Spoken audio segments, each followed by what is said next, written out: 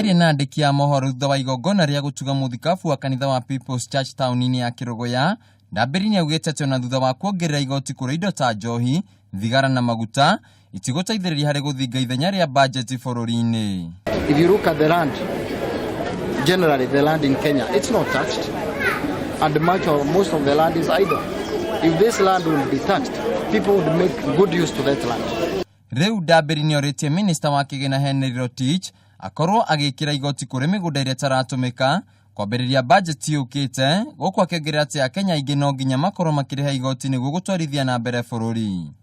We need to look at the bracket in which we are taxing people, and this one we can put to the Minister of Finance to get a wider catchment on how we increase the bracket rather than increase the percentage of taxation, because there are so many people who go without being taxed.